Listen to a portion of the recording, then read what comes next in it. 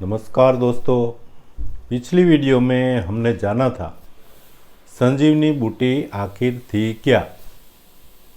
आज इस विषय पर हमारी ये आखिरी वीडियो है और आज कोई लंबी कहानी नहीं, आज सीधे किताब के पन्नों से बात करेंगे।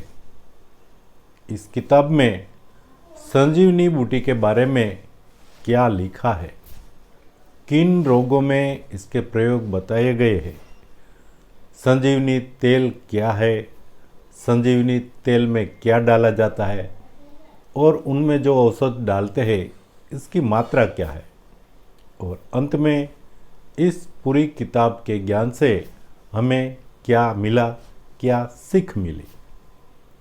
लेखक संजीवनी से जुड़ी बूटी को घावकारी और वानरपुच्छी यानी कि गुजराती में घा झाड़वू जैसे नामों से जानते हैं।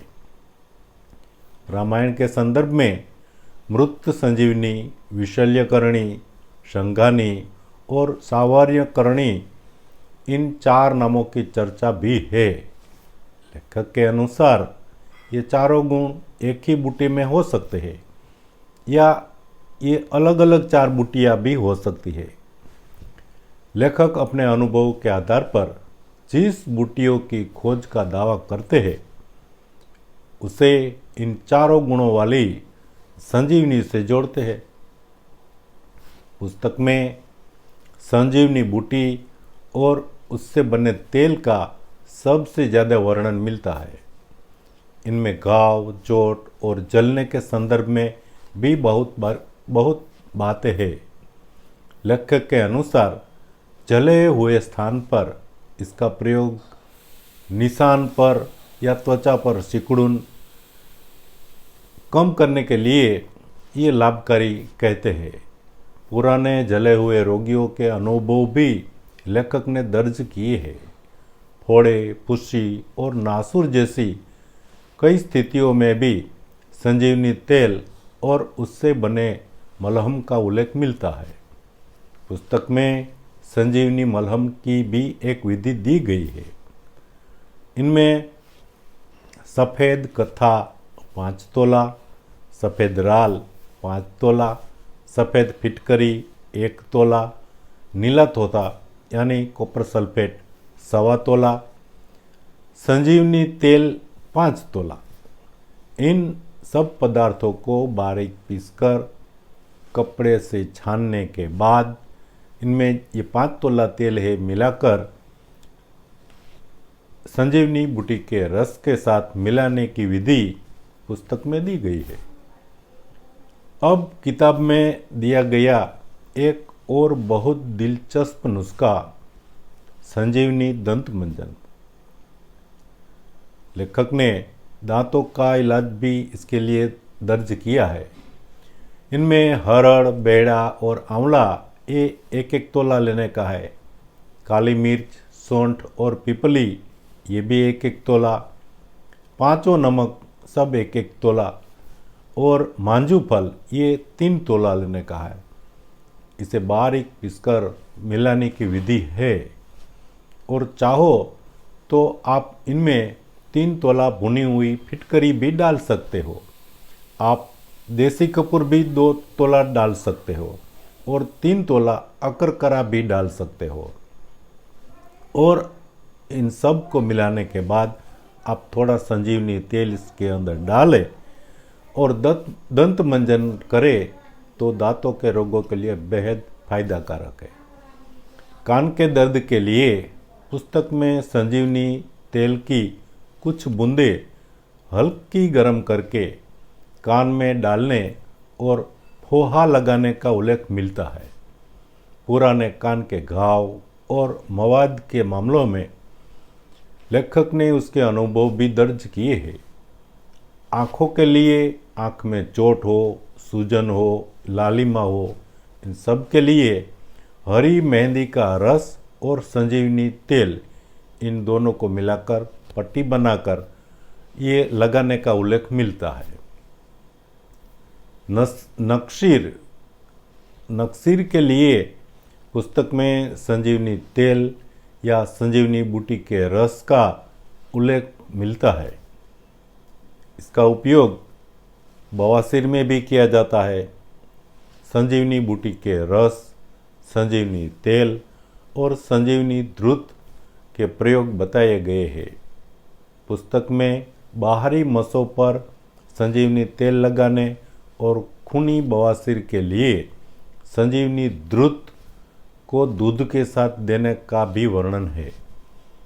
रक्तस्राव के लिए भी संजीवनी बूटी के रस, जल पीपल के रस और मिश्री इसका एक प्रयोग दिया गया है।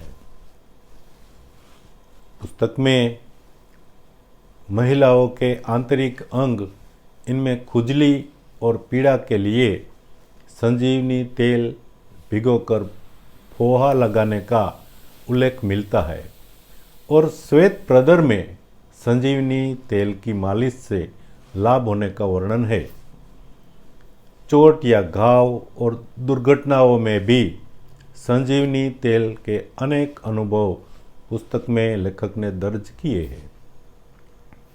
गिरने से लगी चोट हो, हाथ पैर की चोट हो, सिर की चोट हो और गहरे घाव हो, इन सभी के संदर्भ में लेखक ने इस तेल के अपने अनुभव लिखे हैं। पुस्तक में सांप के काटने से बने घाव का भी एक अनुभव लेखक ने दर्ज किया है। अब सबसे महत्वपूर्ण, संजीवनी तेल कैसे बनता है, इसकी विधि। तो आइए जानते हैं संजीवनी तेल बनाने की विधि। पुस्तक के अनुसार तिल या सरसों का शुद्ध तेल 1 किलो लेने का है और इसे कलाईदार तांबे या पीतल के बर्तन में लेकर धीमी आंच पर पकाया जाता है। जब तेल उबलने लगे तब इसमें 1 तोला नीला थोथा, 1 तोला हल्दी, 1 तोला सेंधा नमक, इन तीनों को बारीक पीसकर थोड़ा थोड़ा डालने की बात है। लगभग 15 से 20 मिनट धीमी आंच पर पकने के बाद इसे उतार ले, ठंडा होने दे और उसके बाद इसके अंदर 1 छटांक मालकांकनी यानी मालकांगड़ी का बारीक पिसा हुआ पाउडर डाले। फिर 2 किलो पानी डालकर इसे खूब उबाले। पानी जब जल जाए तब ताज़ी संजीवनी बूटी का रस तेल की मात्रा से 12 गुना निकालकर छाने और तेल में मिलाए। फिर इसे धीमी आंच पर पकाए। जब बूटी का रस जल जाए तब तेल को तुरंत उतार ले। ठंडा होने पर इसे छान ले, बोतल में भर ले और फिर इसका उपयोग करने की बात लिखी है। पुस्तक में इसका एक दूसरा रूप भी दिया है। इसे और अधिक गुणकारी बनाने के लिए आप इस तेल के अंदर मेहंदी, संभालू, भृंगराज, नीम, एरंड और अश्वगंधा का उपयोग कर सकते हैं। आप इसका पाउडर भी डाल सकते हैं और इसका रस निकाल कर भी डालें और तेल बनाने की विधि बताई गई है। जब इनमें सारा रस चल जाए तो पका लेना है। पकने के बाद छान ले और बोतल में भरकर रख ले। आप इनमें 2 तोला देसी कपूर भी डाल सकते हैं और बोतल बंद करके इसका फिर उपयोग करें। बढ़िया संजीवनी तेल इसे ही कहते हैं। ये पूरी विधि इस बुक के अंदर लिखी है। इस विधि से संजीवनी द्रुत बनाने की बात भी लिखी हुई है। संजीवनी द्रुत बनाने और संजीवनी तेल बनाने में फ़र्क सिर्फ इतना है कि जहाँ द्रुत बनाना हो वहाँ गाय का घी लेने का है। बाकी सारी प्रोसेस एक जैसी रहेगी। तो इस किताब से हमें क्या मिला? इस एक छोटी सी पुरानी किताब में हमें संजीवनी की पहचान से लेकर उसके पारंपरिक उपयोग तक बहुत सारी जानकारी मिलती है।